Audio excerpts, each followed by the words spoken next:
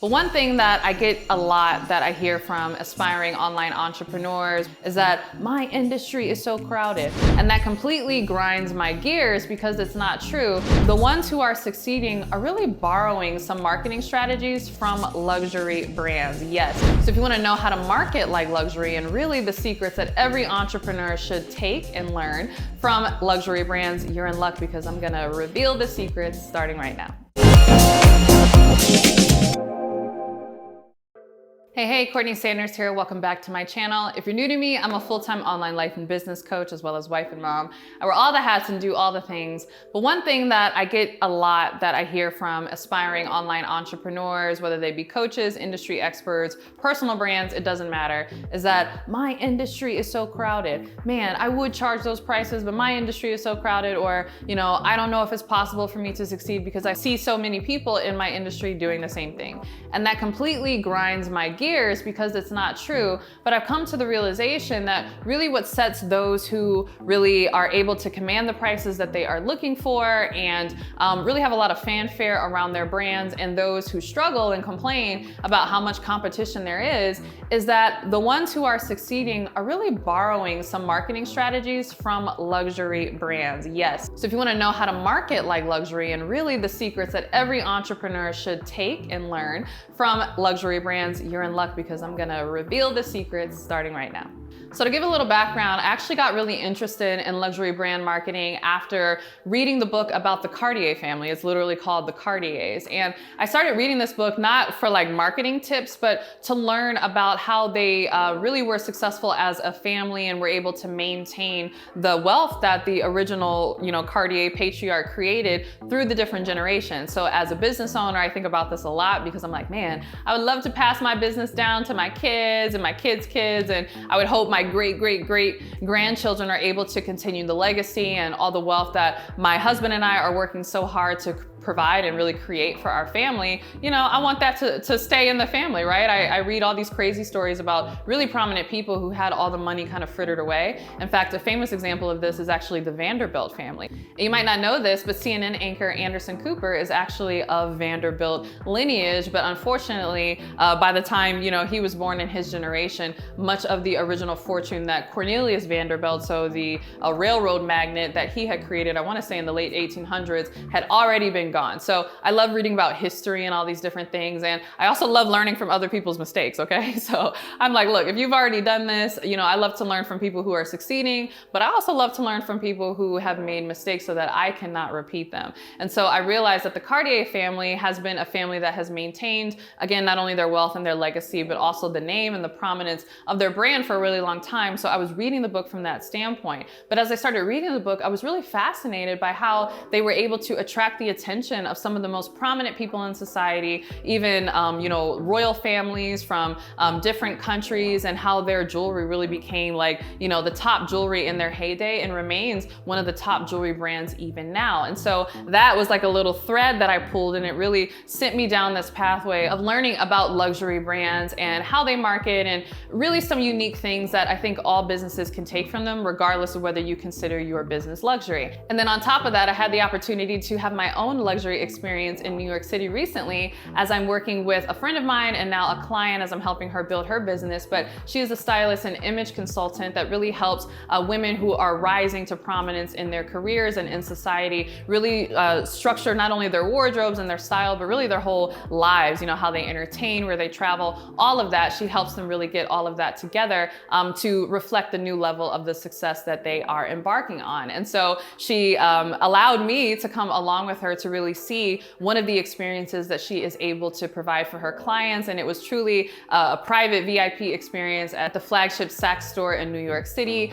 We had the red carpet rolled out for us. We got to see exclusive designs from Fendi and Marc Jacobs, and had clothes pulled for us and champagne. And it was just an amazing shopping experience. And I was like, wow, your girl could get used to this, right? And even now, as I've come back down to earth and come home, when I think about shopping, I'm like, man, I think I'm going to continue to shop at Saks because that experience experience was just so amazing. And so I really think about this because I'm like, wow, what separates brands where people wait in line to give them thousands of dollars versus brands that others just completely walk past and, the clients try to nickel and dime them or really haggle them. And I realize a lot of it has to do with the secrets that luxury brands understand. And so I say that these are secrets that any business can use because I find that a lot of non-luxury brands use this to great success. In fact, one of the most prominent brands that has done this, even though it is a mass market brand, is that of Apple computers, right? So I'm an Apple girl. I am a admittedly biased Apple person. There is a war in my household. My husband is Android.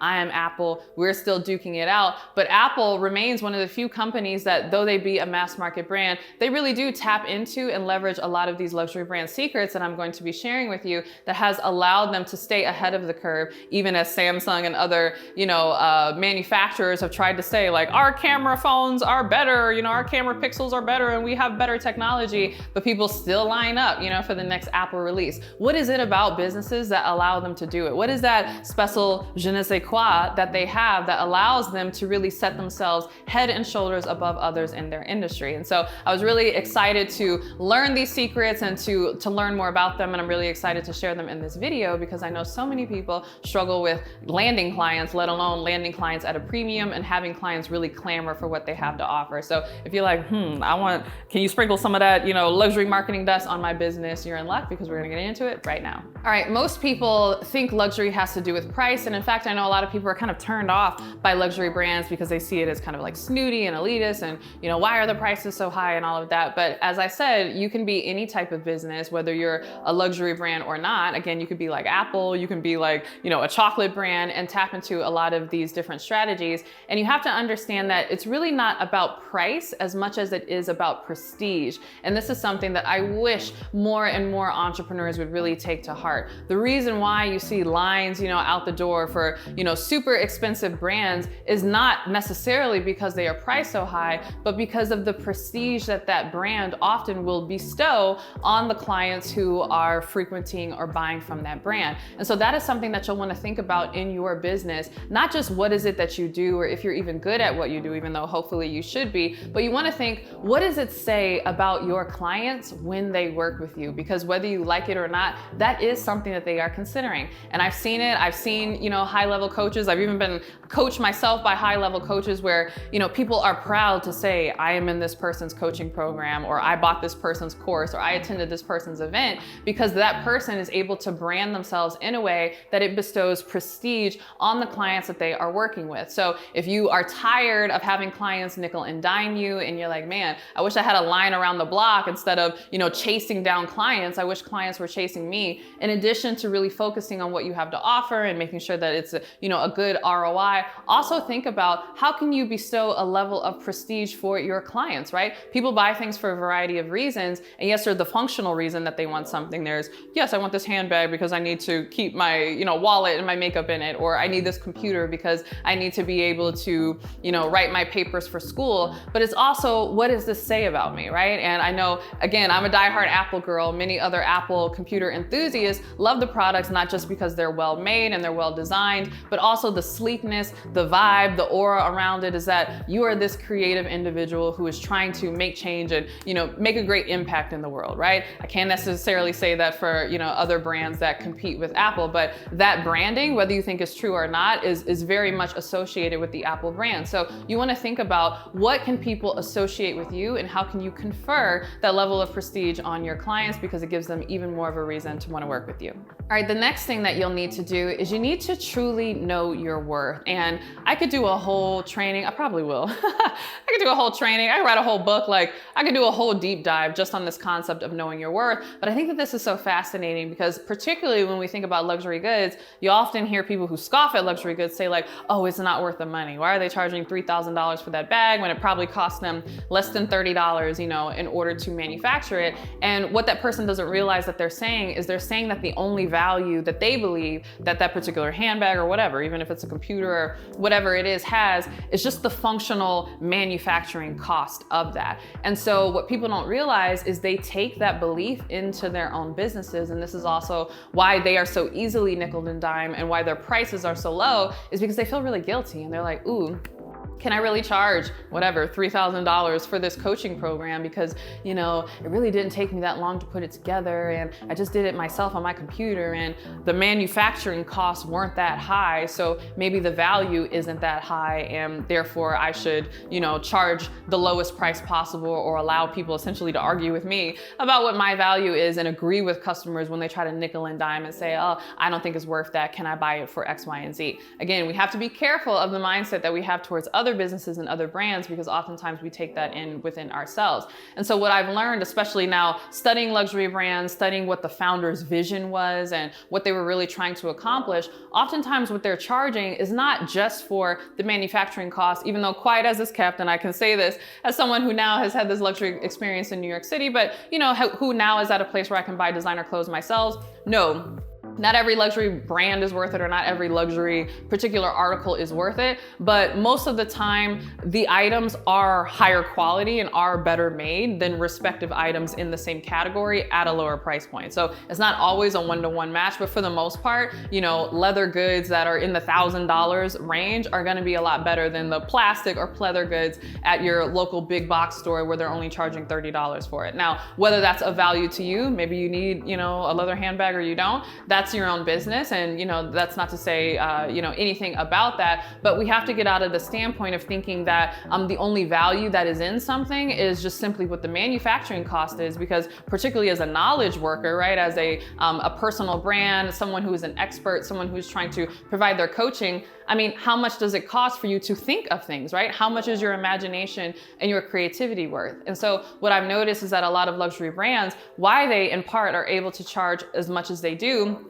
even above and beyond what others are able to do in the same category, is because there is a level of vision, a level of innovation and creativity that they are bringing. So no, it did not cost, X amount of dollars in order to manufacture that particular shoe. But when we think about that design and how that came out of somebody's mind and that was their unique art almost, if you want the real thing, because I know that there, oftentimes will be brands that will try to copy and knock off what a luxury designer has created, but oftentimes they are charging you for what they feel is worth for them to continue to get up in the morning and come up with these creative ideas that no one else has seen and to create these goods that are really going to set you apart when you wear them, because most of the time most luxury design houses really focus on having one-of-a-kind designs. And so that is something that you can focus on too, and truly knowing your worth. Know your worth in your coaching program is not how much it costs for you to pay for your internet so that you can get on Zoom. Like, that's not what people are paying for. They're paying for your unique expertise. They're paying for your unique knowledge. And notice I'm saying unique,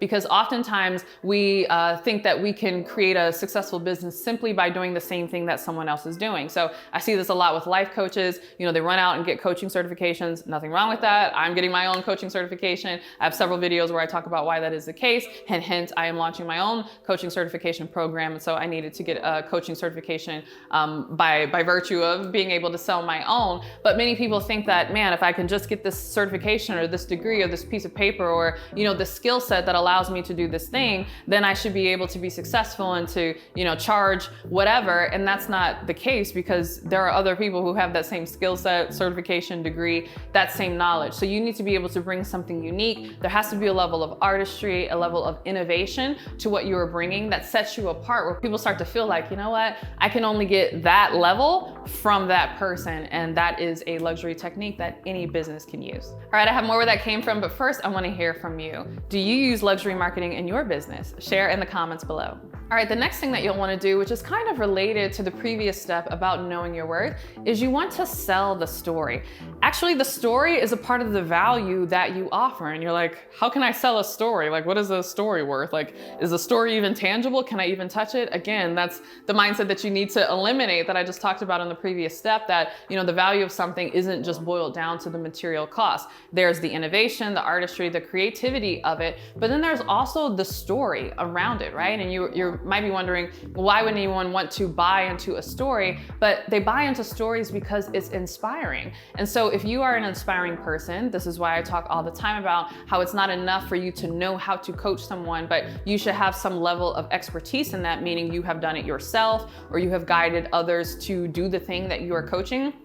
you should have some personal experience, because if you do, on some level, you're gonna embody the person who can do that thing, not just someone who knows how to do that thing. And so when you tell your story, it's very inspiring to people who also aspire to do the very things that you have done. And so your story does have value because it motivates them, again, it inspires them, and it gives them the juice and the motivation that they need to actually take the information that you are technically selling and actually put it to good use because they've heard your story. And so luxury brands do this even from a consumer standpoint. In fact, I remember learning about the Chanel bags. I was actually studying that because I think it's Chanel bags and Rolex watches have like outpaced even the stock market over the last few years in terms of the return on investment and how the prices always go up. And you buy a bag 10 years ago and now it's worth double what you paid for it. So in many respects, a lot of these luxury brands can actually be investments, which is really interesting. But as I was learning about Chanel bags, and I was studying about the Boy bag, I was very interested in that because Boy is actually not the French term for boy, right? I forget what the term is. Was it garçon? I don't know. Correct me, all my French viewers. I'm more of a Spanish girl. I studied Spanish in high school.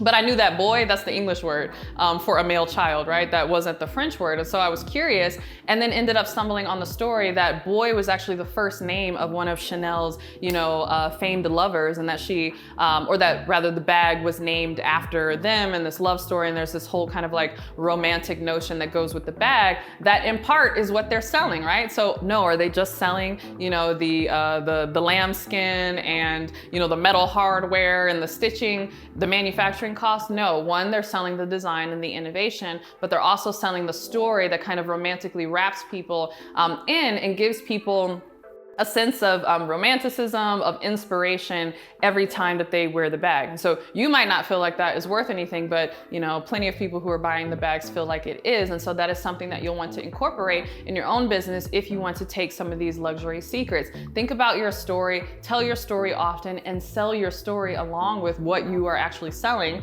whether it be coaching or a course or what have you. And you'll find that it is actually added value because it inspires people and gives them the extra motivation to actually take to heart what you are teaching them. All right, and the next thing that you'll want to do, and this is really, I think, the biggest secret or modus operandi that a lot of luxury brands operate under, and that is this idea of create, don't commoditize.